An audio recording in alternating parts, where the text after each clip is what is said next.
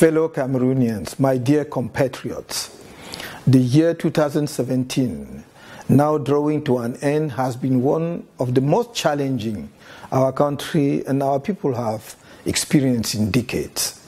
The rampant impoverishment of the overwhelming majority of Cameroonians is further compounded by a budgetary crisis that was foreseeable and by an unprecedented political crisis that henceforth involves the very survival of our country as a united nation rich in its cultural diversity inherited from colonization. In short, the Cameroonian nation finds itself in a critical situation at the eve of an electoral year that is crucial for its future. President Paul Biya inherited from its predecessor, Amadou Ahidjo, in November 1982, a peaceful, stable, and prosperous country in which, after bloody nationalist fights, we were henceforth looking forward to an overall development that could drive the improvement of population's standard of living. During the 35 years in power, Mr. Biya, the CPDM and its regime have, through their irresponsible and inconsequent management, destroyed the achievements of the past, starting from the national unity and the living together. They have transformed the country into a zone of chronic insecurity, assumed tribalism and ethnic hatred. President Biya and the CPDM have spent more than 3 decades spelling peace to Cameroonians, while they themselves has never been peace builders. They don't have anything to offer anymore now that they have plunged the country into civil war after having decided to wage a war that was not necessarily a Cameroon war against Boko Haram. It is now clear to each Cameroonian citizen it is neither the president nor his regime that can preserve the unity of this country and the national harmony. Like most of his statements, especially rigor and moralization, President Biya spoke of national integration without believing in it.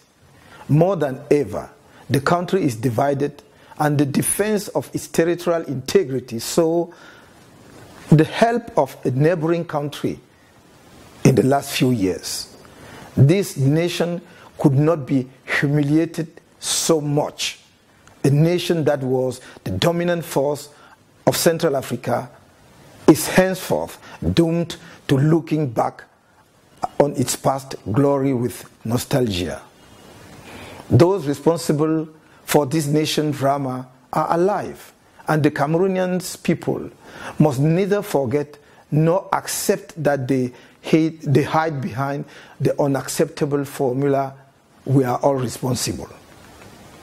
Cameroon Renaissance Movement militants and sympathizers will forever be grateful for the sacrifices made by our brave defense forces and the courageous populations of the far north to make sure the Republic stands firm against the terrorists of the Boko Haram sect. It should be recalled that those sacrifices and suffering of soldiers and populations are the dramatic consequences of a serious political mistake made by the regime, which for 35 years has chosen to abandon to diverse predators entire parts of the national territory and the populations that live therein.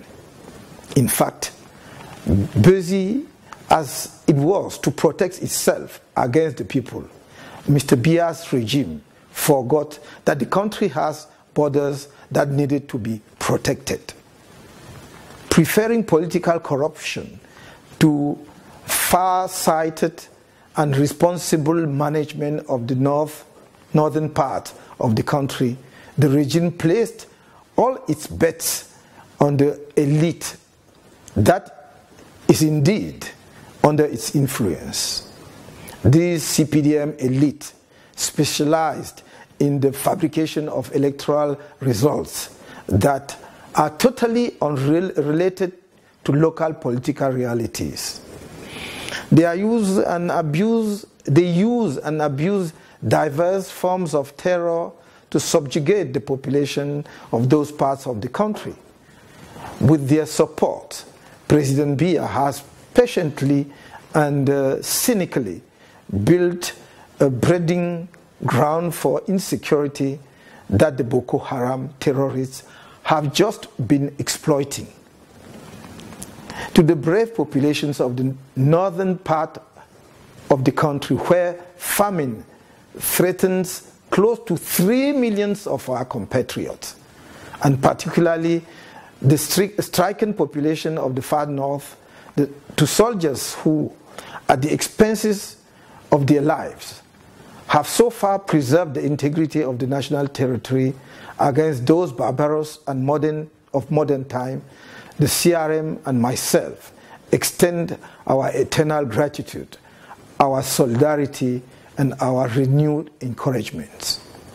My dear compatriots, while the country was still after the Boko Haram terrorists in the far north, the Anglophone question dealt with in the CRM vision for Cameroon since its creation in 2012 has raucously forced its way into the national political agenda from October-November 2016.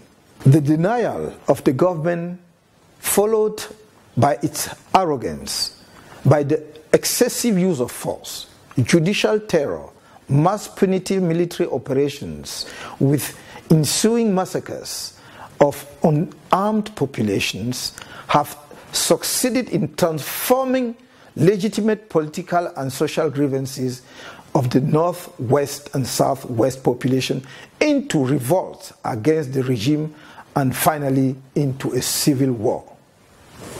I reiterate my absolute condemnation and that of the Cameroon Renaissance movement of any secession project in Cameroon. Likewise, I condemned violence in all its terms and all its forms, be it the violence by armed and security forces against unarmed populations, even if the latter will express political demands, or the violence by members of secessionist groups that either target soldiers fulfilling their mission of security and protection of the integrity of the national territory, or populations and leaders who reject extremism. At the CRM, we cannot help feeling that a political agenda is hidden behind the civil war that President Biya has succeeded in imposing on the Cameroonian people, notwithstanding the well-meant and patriotic advice that we gave him, both publicly and informally.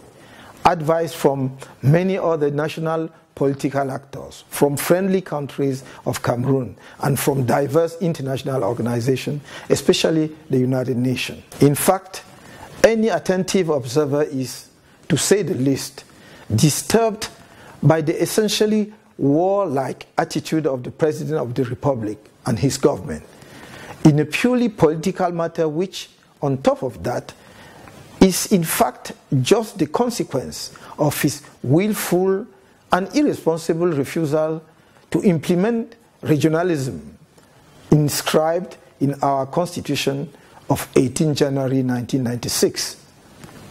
At a time when the National Army is already battling at the far north front with a grueling human, economic and financial cost for the country, when 6 of the 10 regions of the country are fiscally stricken, when Cameroon has gone back to the IMF, International Monetary Fund, and at the beginning of a 2018 long election year with important financial commitments, one wonders why the President of the Republic could tip the country into a civil war if it is not because he has chosen the politics of chaos in order to hold into power, or because he is no longer clear-minded to govern the country. The result is or will be the same in either case, a disaster for Cameroon. Whatever we will see in the near future as regards this illogical will of the regime to quell the flames of civil war in the two Anglophone regions of the country, the Cameroon Renaissance Movement once more reiterates its categorical stance against the shift in electoral calendar, no matter the reason. A wanted war provoked and fueled by the regime, which fears to defend its records of 35 years of unchallenged rule, coupled with its recurring mistakes against a people that is now ready to shake off the yoke of dictatorship, could not in any case be invoked to justify the total or partial postponement of the elections scheduled for 2018. That being said, no matter the numerous lives of soldiers and civilians needlessly sacrificed and the atrocious suffering imposed on the peaceful populations of Northwest and Southwest by excessive militarization and measures of administrative terror, it is still possible to save the peace. For this to happen, as we have continuously proposed to the government, it is imperative and urgent to organize in sincere national dialogue to thoroughly solve the Anglophone problem. At the same time, we need to look into political, institutional, and electoral reforms that are henceforth unavoidable, given the general situation of the country and the risk of generalized crisis that could emerge with the upcoming elections based on an electoral code conducive to massive fraud and change of results. This dialogue must preceded by some prior actions on the part of the regime. Release of persons detained and prosecuted under the Anglophone crisis. Return of the refugees, which reliable sources estimate to be in the thousands. An address by President Biya to our Anglophone compatriots in relation to the humiliation that have been unjustly imposed on them since November 2016. A visit of the President of the Republic in the two regions, during which he will, if only as a matter of form, discuss with Anglophone compatriots in English their grievances and their unhappiness, as they have, without discrimination, endured all sorts of insults, terrorists, dogs, bandits, etc., from important personalities of the regime. And those personalities have never been at least called to order. If he was not capable of conducting such a linguistic and political exercise, he will not only justify by himself the Anglophone demands, but he will disqualify himself from the presidential functions in a country where populations have just braved their usual fears to demand to live in full bilingualism as inscribed in the Constitution, and their double culture inherited from history. His recent speech, given entirely in French, to address the Secretary General of the Commonwealth, speaks volumes on his will to negate the colonial biculturalism. Nevertheless, we encourage him to undertake with respect to our Anglophone compatriots this responsible approach. It is admittedly incompatible with his political management based on arrogance, contempt, complacency towards those he nonetheless gets his legitimacy from. But in the critical situation he and his supporters have plundered the country, there is no other viable solution. Mes chers compatriotes, le 2 juin 2017, notre pays a été mis une fois de plus au devant de la scène à la suite d'une nouvelle tragédie, l'assassinat noyade de Monseigneur Jean-Marie Benoît Bala, évêque du diocèse de Bafia à l'âge de 58 ans. Comme souvent par le passé, notre révolte est restée muette face à ces actes inqualifiables du régime RDPC et ses pratiques ténébreuses. Que la lumière ne soit pas faite à ce jour sur cette mort choquante, comme après les monstrueuses affaires d'assassinat de plusieurs évêques, prêtres et religieuses de l'Église catholique au Cameroun, le meurtre rituel du jeune Narcisse Ndiomopokam en plein jour à l'hôtel Hilton de Yaoundé en 2006, ou le vol du nourrisson de Vanessa Tchatchou survenu en 2011, tout cela, dis-je, renseigne à suffisance sur le degré de pourrissement moral du régime qui nous gouverne. Un an après le désastre des ECA, du 21 octobre 2016, la douleur des familles et amis des victimes demeure profonde et, à vrai dire, le peuple camerounais tout entier reste bouleversé dans son silence. Que ceux qui gouvernent le pays fassent preuve de compassion et donnent des réponses aux familles qui, comme celle de cet avocat, cherchant désespérément son épouse notaire disparue dans ce drame, ou qui attendent d'être fixés pour faire le travail de deuil. Un pouvoir ne peut montrer autant de légèreté et d'indifférence devant tant de malheurs et de souffrances des populations dont il a la charge. Chacun de nous doit former dans son cœur la résolution de mettre un terme à un tel régime à l'occasion des échéances électorales à venir, car nul n'est à l'abri de telles dérives meurtrières. Mes chers compatriotes, sur le plan économique et social, la situation du pays est, il faut le dire, désastreuse. Je n'ai pas, et vous le savez, l'habitude d'un vocabulaire excessif, mais je me dois de vous présenter la réalité. Entre la fin de l'année 2016 et le début de l'année 2017, le gouvernement a placé à nouveau notre pays sous les fourches caudines du Fonds monétaire international, FMI.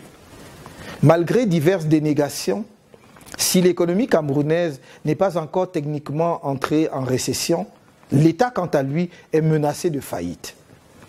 Il s'agit d'un retour à la case de départ. On se souvient que 5 ans seulement après l'accession au pouvoir du président Biya, il s'était tourné vers le FMI alors qu'il venait d'hériter d'un pays prospère, aux finances saines et abondantes. Les Camerounais ont consenti plus de 20 ans de sacrifices pour sortir de l'ajustement structurel. Mais à peine sortis d'un tunnel dont on leur avait annoncé le bout pendant plusieurs années, le gouvernement est retombé dans la gabegie. Un endettement massif pour financer des projets mal étudiés, surfacturés et à l'efficience douteuse. À cela s'ajoutent des errements de politique économique. Et le même président Biya a placé une deuxième fois le Cameroun sous la tutelle financière du FMI. La boucle est donc bouclée.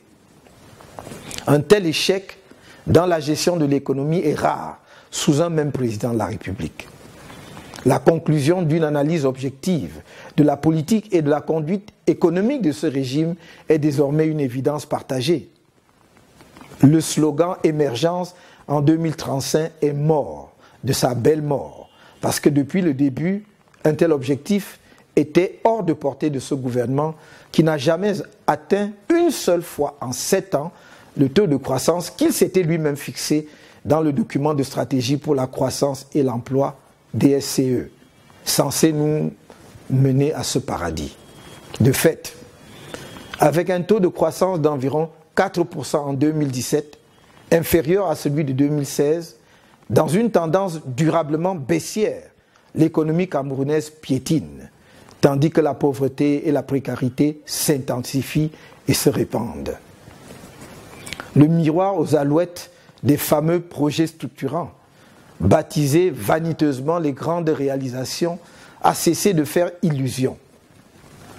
Engagés près de 3 décennies sans investissement du renouveau dans les secteurs concernés, ils sont une collection d'échecs. Tenez, le barrage de Mékine, dont la conception a été ratée, n'est toujours pas fonctionnel. Et on se demande d'ailleurs en quoi c'est un projet structurant. Le barrage de Memvele, construit sans raccordement au pôle de consommation, est perdu au milieu de nulle part et produira en tout état de cause une énergie hors de prix. Le barrage de Lompangar, qui n'a fait l'objet que d'une mise en eau partielle, tarde à produire les effets escomptés sur la production de l'énergie dans notre pays puisque les coupures d'électricité ne cessent de s'accentuer. Le port en eau profonde de Kribi, un éléphant blanc estimé à quelques 800 milliards de francs CFA, n'est toujours pas opérationnel pour la partie dite achevée et sera surdimensionné lorsqu'il sera complètement terminé, puisque prévu pour traiter 100 millions de tonnes, alors que de grands ports africains comme Tanger Med au Maroc et Abidjan en Côte d'Ivoire traitent respectivement 45 millions et 25 millions de tonnes. La construction de l'autoroute Simalène-Yaoundé sur une distance d'à peine 15 km est à la peine. Quant à l'autoroute Yaoundé-Douala, elle est abandonnée.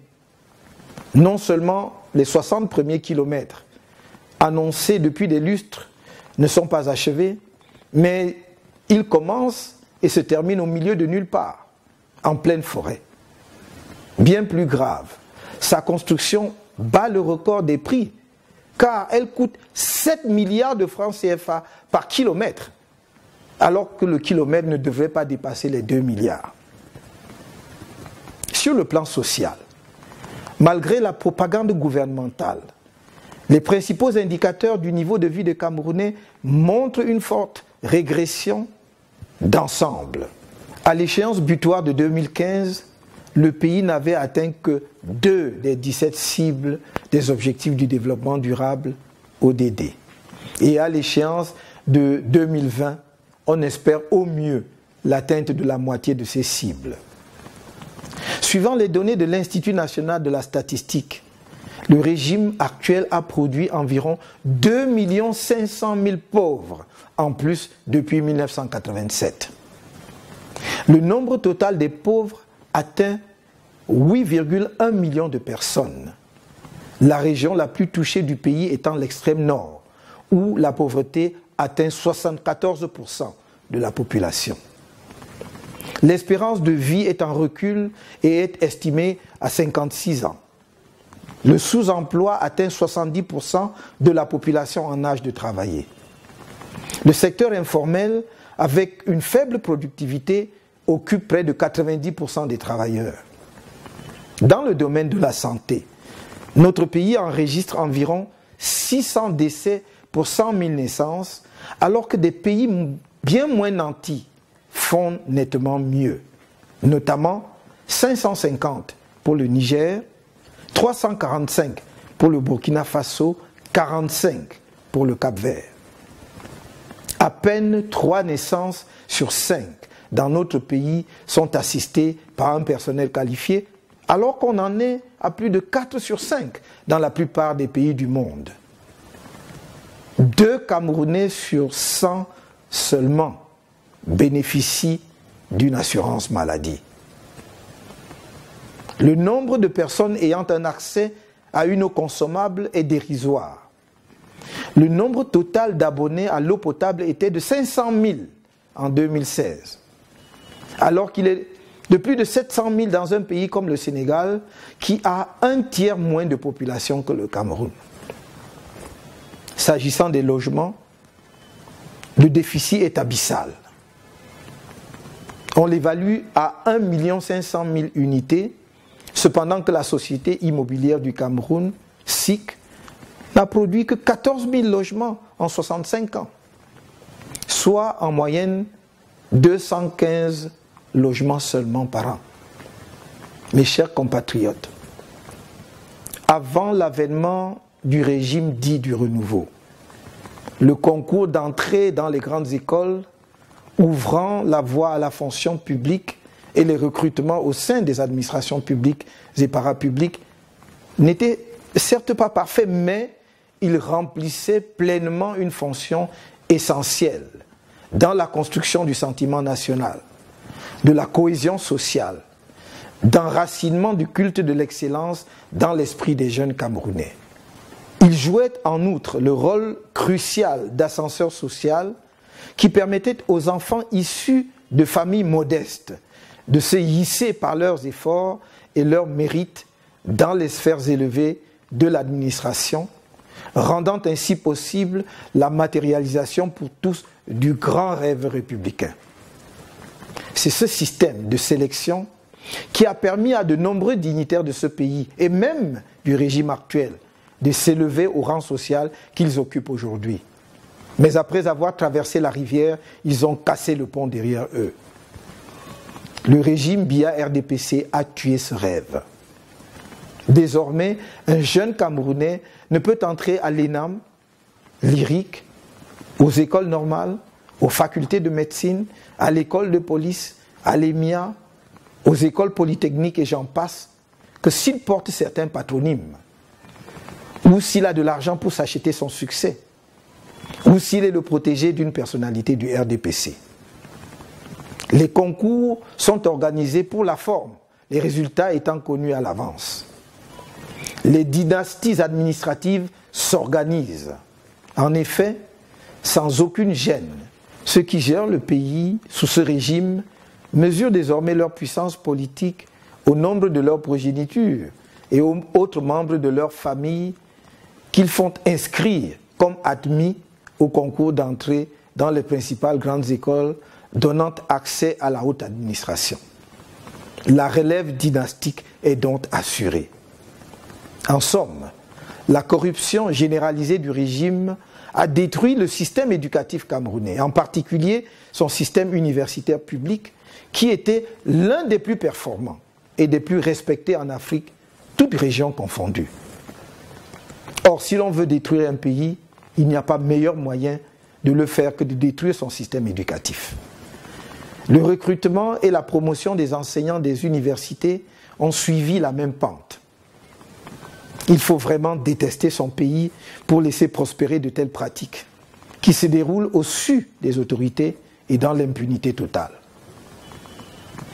Comme de toutes les formes de corruption qui gangrènent mortellement notre pays, le MRC s'engage à purger la société camerounaise de ce mal qui le mine depuis des décennies si le peuple camerounais le portait au pouvoir à l'occasion des prochaines consultations électorales. Mes chers compatriotes, lors de son adresse à la jeunesse camerounaise, le 10 février 2016, le président de la République, Paul Biya, avait dévoilé le projet « Un étudiant, un ordinateur » qu'il inscrivait alors dans le cadre du plan spécial jeune. Dans le sillage de l'annonce présidentielle, le ministre de l'Enseignement supérieur annonçait que le gouvernement allait offrir aux étudiants des universités d'État et institutions privées d'enseignement supérieur inscrits au cours de l'année académique 2016-2017 500 000 ordinateurs. Ce n'est pas le lieu de s'attarder sur les pratiques délictueuses mises en place par le ministère de l'Enseignement supérieur et les universités d'État pour extorquer les fonds aux instituts privés d'enseignement supérieur dans cette opération, ni de s'interroger sur les critères qui seront finalement appliqués pour la sélection des étudiants bénéficiaires, eu égard au retard pris dans la livraison des ordinateurs, dont les premiers ne sont arrivés au Cameroun que le 22 décembre 2017, alors que les derniers sont annoncés pour juin 2018. Ce n'est pas non plus le lieu de s'attarder sur les conditions de passation de cet important marché public, initialement annoncé pour 75 milliards de francs CFA, mais qui, au prix unitaire de 300 000 francs, révélé par le ministre de l'Enseignement supérieur le 26 décembre 2017, devrait finalement faire de l'ordinateur Paul Biya probablement l'un des jouets électroniques les plus chers au monde. En effet, au prix unitaire officiel, le coût total de 500 000 ordinateurs s'élèverait alors à 150 milliards. À ce montant exorbitant, il faudra intégrer la rallonge pour l'équipement par Microsoft du système d'exploitation Windows 10, les frais de transport et les intérêts à payer à Exim Bank China. Au final, ces ordinateurs, ridiculement baptisés Paul Biya Higher Education Vision, coûteront donc près de 200 milliards au peuple camerounais. Ils sont achetés à crédit alors que le gouvernement fête la signature d'une humiliante convention de déblocage d'un prêt budgétaire de 112,83 milliards avec la Banque mondiale, négocié péniblement depuis un an.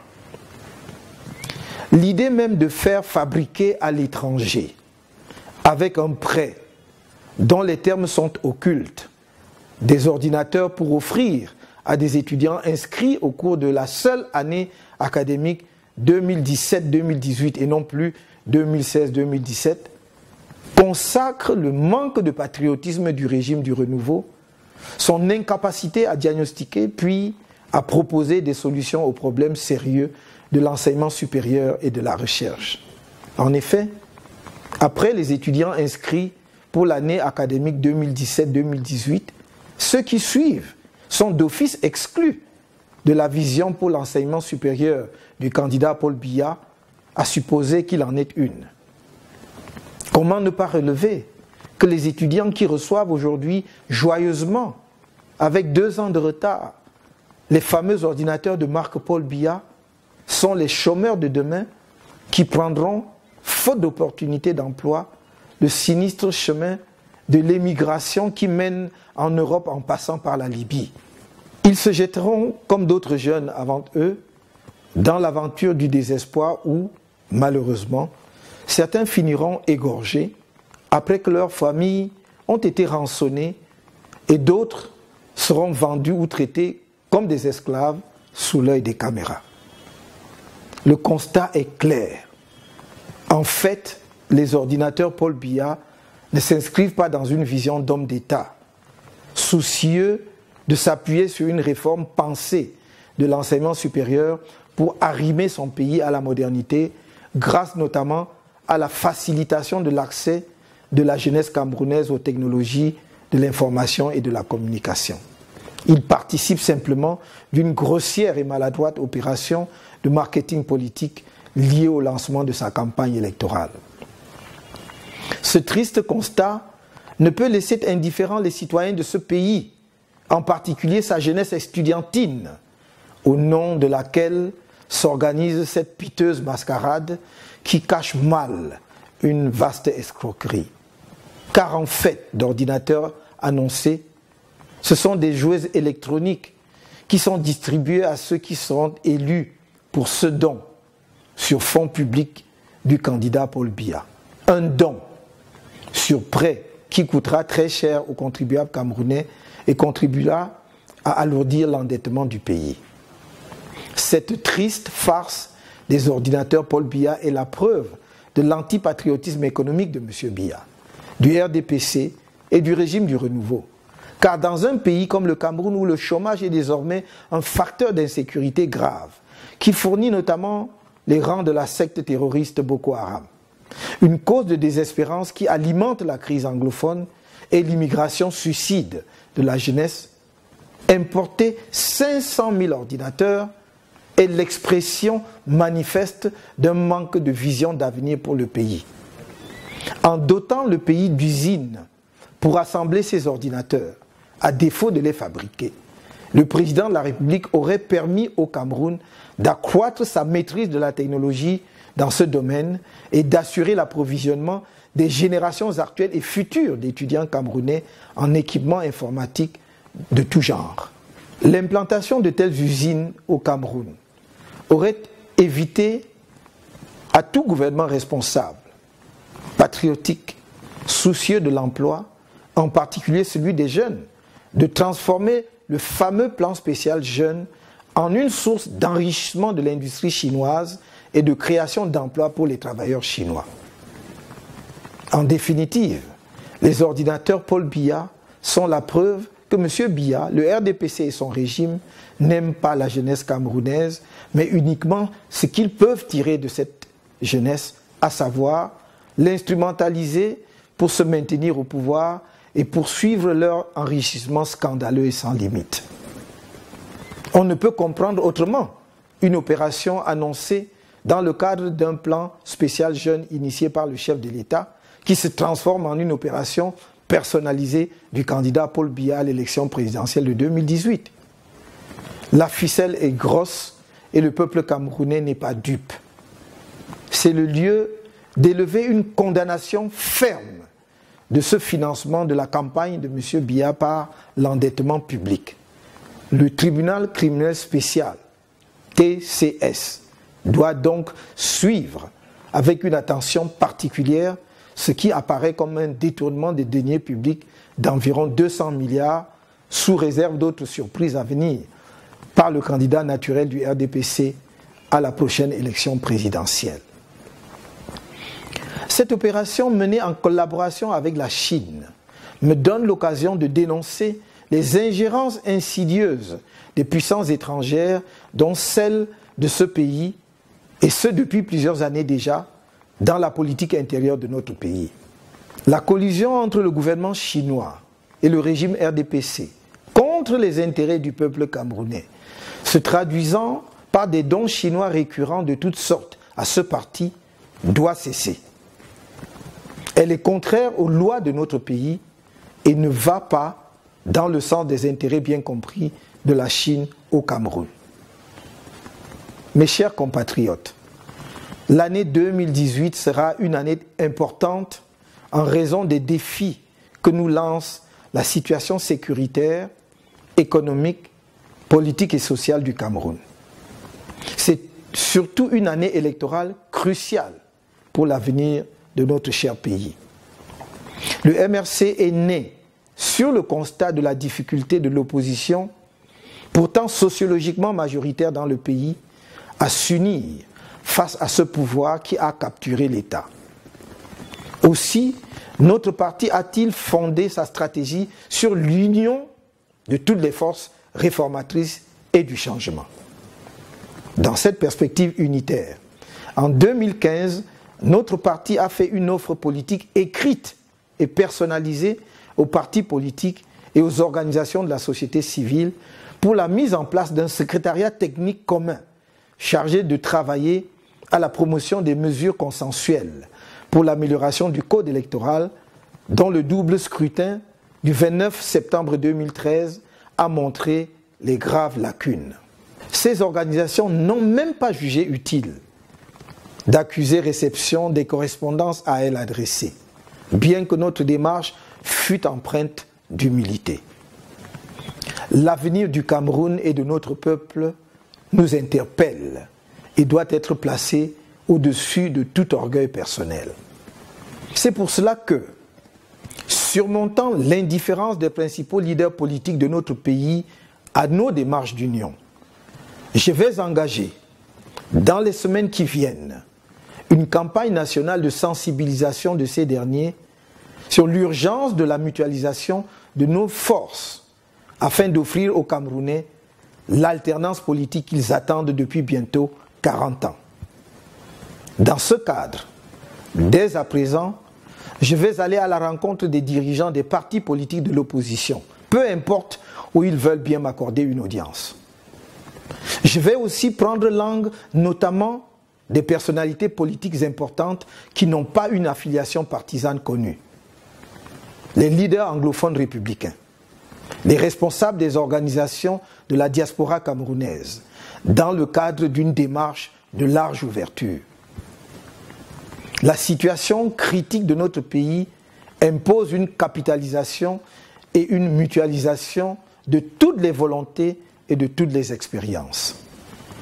Aussi me semble-t-il nécessaire de solliciter, malgré leur situation actuelle de détenus, l'expérience et les idées de personnalités importantes telles que l'ancien Premier ministre, les anciens ministres d'État secrétaires généraux à la présidence de la République et bien d'autres anciens ministres et personnalités d'une telle expérience.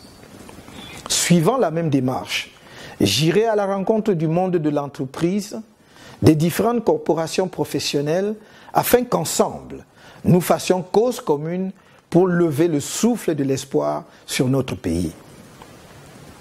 Au sein du parti au pouvoir, nombreux sont les patriotes, réformistes et notamment les cadres qui, faute de pouvoir mettre leurs idées et talents au service de notre pays, souffrent en silence devant les résultats politiques, sociaux, économiques et sécuritaires médiocres du régime depuis bientôt 40 ans. À ces patriotes, habités par le souci du redressement national, à ces cadres qui sont marginalisés par les va-t-en-guerre du régime pour leur lucidité, le MRC leur tend la main pour une synergie des idées et des efforts bénéfiques pour notre peuple. Parallèlement à cette démarche inclusive de mutualisation constructive des idées et des efforts salvateurs pour notre pays, le MRC continuera d'animer sous diverses formes sa revendication pour la révision consensuelle du code électoral indispensable pour prémunir notre pays des contestations des résultats électoraux. Mes chers compatriotes, au moment où le candidat naturel du RDPC lance sa campagne pour l'élection présidentielle de 2018, je me sens le devoir patriotique d'en appeler à votre vigilance et à votre ultime détermination pour mettre un terme à l'aventure tragique de ce président et de son régime de souffrance et de malheur qui ont détruit méthodiquement l'héritage économique et social florissant légué par son prédécesseur, anéanti nos rêves de développement, abaissé le Cameroun et son peuple talentueux, laborieux, digne et fier au rang d'une nation quelconque, sans relief, qui ne compte plus en Afrique et à plus forte raison dans le monde. Cet éternel candidat, qui veut être un président éternel, n'est finalement en action que lors de la campagne électorale et encore seulement en photo, à travers ses créatures et autres captifs de toutes sortes. Il est donc en route pour 2018 pour un mandat supplémentaire qui devrait lui permettre de totaliser à quelques années près un demi-siècle à la tête de l'État. Dear compatriots, I know you are tired of this old regime that can no longer offer much to you or to your children after 35 years of failures. So, I now invite you to make a firm resolution that it is not with you, with your vote, that Cameroon will become the laughing stock of Africa and the world in 2018. The key to change in our country are the voters' card and the vote. They are powerful tools for expressing our common will to turn the page of 35 years of rampant dictatorship, of nation deconstruction, and of economic and social collapse. Those of our compatriots who have not yet done so should rush to the ELECAM branches in their areas as from the 2nd of January 2018 to register on electoral list. It is the last opportunity that is offered to them before next year's elections. I count on their sense of patriotic duty to give themselves the means to participate in the first great democratic revolution that will take place in our country in 2018. Because with their vote, we will free Cameroon from this regime that has been destroying it, so that we could build a nation that will be supportive and attentive to the poorest, cohesive through living together, built on a sincere dialogue, and resolutely placed in the orbit of modernity. Camerounaises, Camerounais, au moment de vous quitter, je voudrais vous dire qu'un brillant avenir s'ouvre devant notre cher et beau pays, avec le changement attendu l'année prochaine.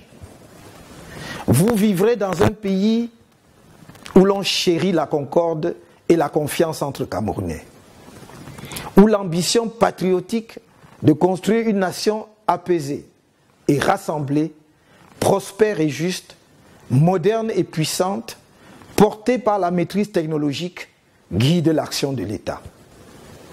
Vous pouvez compter sur moi pour que nous la bâtissions ensemble. C'est sur cet engagement que je souhaite à chacun de vous individuellement une bonne et heureuse année 2018. Long live Cameroun, vive le Cameroun.